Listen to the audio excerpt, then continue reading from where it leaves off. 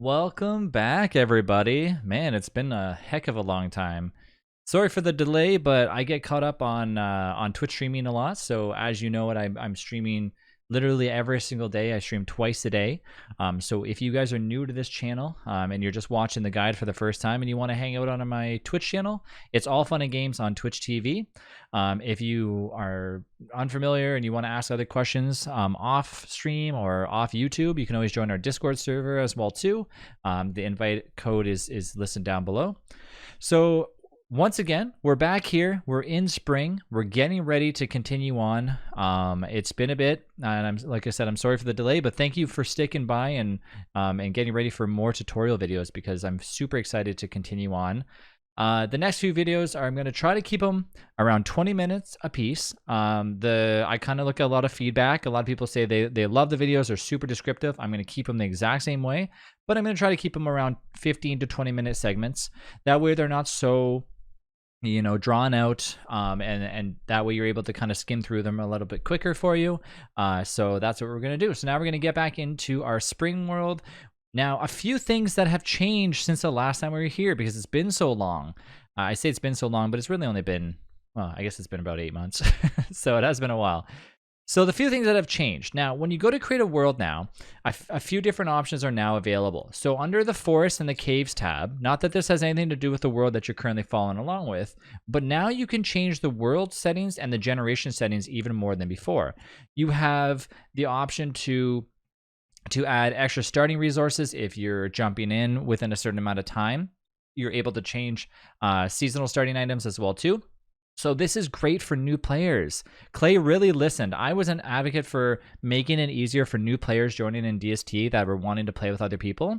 And this is exactly what they did. They also gave grief or spawn protection. So multiple different things have happened where now Clay has said, okay, look, if you're a new player and you're joining in wintertime, well, we're going to have to make sure that you are not going to just die right away by, a lot of people join in there like, I need a thermal stone, or I need to be able to cool off like during summertime when I join in. Now Clay gives you a little bit of like a kind of like a force field around you that protects you, that basically you can use in order to get to the base where the people are. And then that way you're not sitting there dying at the start every single time or hoping that somebody's going to run over and deliver you what you need.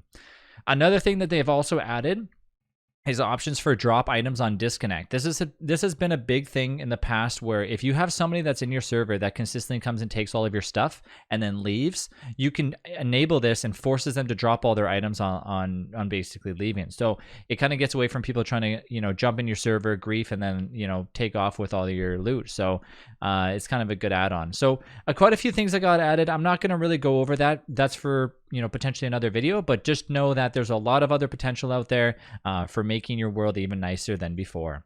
There's also been another big change, which we're going to go over real quick as soon as we get in. But welcome back, and I'm so happy that you are continuing to watch these videos.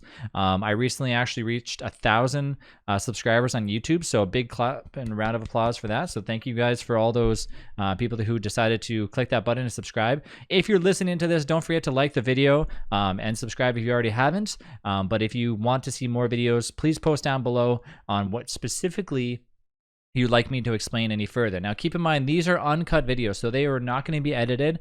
They're step by step as I walk through. You can walk along and play along at the same time too. There's never going to be any edits in these videos. They're just going to be quick and kind of straight to the point. Of course, we got our friend Kiri joining us again as well too.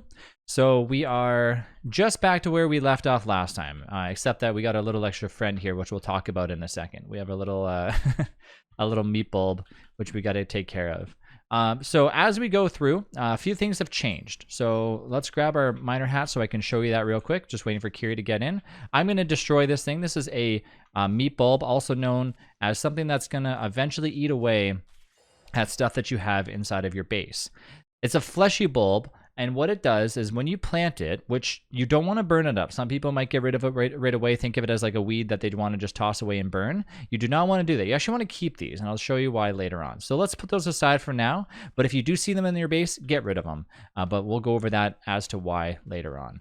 Now, for the new fun stuff. So recently, in Clay's recent update, they went through a few changes. They they went through the process of now adding a different form of, different form of farms. So this is an old, look at this old retro one. You will not see this one anymore unless you already had a world beforehand. You will never see this thing ever again. There are mods that will bring it back.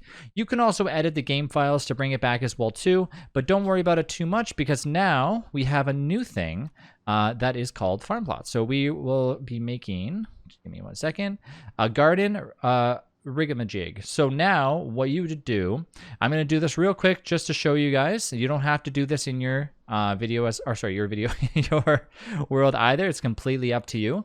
But if you do want to try it out, you might as well because it's very unique and very new. And this is something that a lot of people are enjoying, especially myself.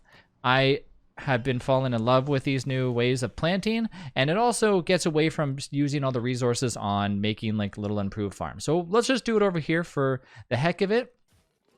You take the rigamajig, you right click on the ground, and what it does is it tills the soil for you, turning a little square into a little patch of dirt where you can then plant your seeds. The bonus about that as well too is you no longer just have one single area to do this, just like the garden that was over here before, and you still have a bunch of uses left.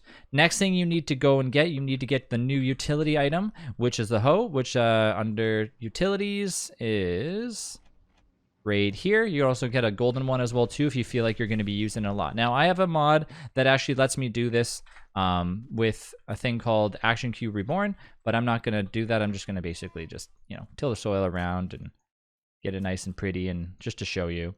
Once again, I'm not going to really be using this too much, but just for the sake of the video, I'm going to do it here. For some reason, there's not any room here, so we're going to have to go ahead and dig this up. Just give me 1 second. I got to get my shovel here. Okay, so let's grab our shovel, which I guess we only made a golden one, which is fine. And let's dig up this junk. So whenever you do the rigamajig, it's going to have a little bit of has a little bit of issues where you're going to sometimes get little rocks and you're going to get little debris, and that's the normal. So don't really worry too much about that. But if you do it right, you can get enough for quite a few things of, there you go, quite a few things of seeds to be planted, and of course you can play around with your crops even more. So now whenever you got seeds, which I think we had some left over, maybe I ate them, I'm not too sure. Okay, so we have lots of seeds. Okay, so now you come over here, you take your seeds. I have Action Cube Reborn, so I can do a highlight, which, I mean, if you're not doing that, you're just gonna manually click on the little plots, plant them like this, and get them all nice and working good. Now, normal seeds will sometimes grow into, if you don't talk to them, they'll grow into like weeds and stuff like that. So I'm not going to go too in depth in the new garden update, but just know that it's a new little feature that they added. So if you're stuck on your improved farms, you can still use those, but just know that eventually you're going to need to kind of learn how to plant in the new ones. And there's plenty of videos out there that'll go over them, but to put it in a simple form, you make the plot, you plant the seeds, and periodically you're going to want to talk to the seeds. So right now I'm going, hello seeds, I love you, you're awesome. I'm going to give you a little hug. And you do this basically every day. You can also water the crops as well too to make them grow. You can basically, they've added like a complete guide on how to do that on Clay's forums as well too. Basically like an in-depth instructions on what crops need what. So for example, you have onions, you have tomatoes, and you can grow them into giant crops. And like I said, it's more of a deep thing, so I'm not really going to go into this in the starter video. It's nothing that you need to really know of, especially if you're just literally looking to get past wintertime and potentially past summertime. So we're going to skip that, but just know that it's a new cool thing, but we don't need that to survive right now. So thank you, Kiri, for making that awesome meaty stew. Okay. So now that we've went over the new things that have recently changed since the last time we were here, we're going to continue on to make sure that everything that we're doing here is preparing us for what? It's preparing us for summertime. So we have our Fling-O-Matic ready, which is protecting our crops. And we also have our secondary Fling-O-Matic, which is protecting our base. So we're semi-ready for summertime. And the beauty about summertime is things continue to grow as long as you're fertilizing them and they're not wilting from, from not being within the fling-o-matic range. For example, they're not catching on fire. So that's a good thing. We've already checked those 2 things off. The fling-o-matics are in range. They don't need to be on whatsoever right now. But there is another thing that we want to make sure, and we've already done this before, so we definitely know that we're ready to go. But if you have not done it yet, you're going to want to make sure that you 1000% have a lightning rod. Not for summertime, but for springtime. Things are going to start to get a little crazy here in spring shortly. And as they do, you're going to want to make sure that you have at least 1 lightning rod within the vicinity of your base.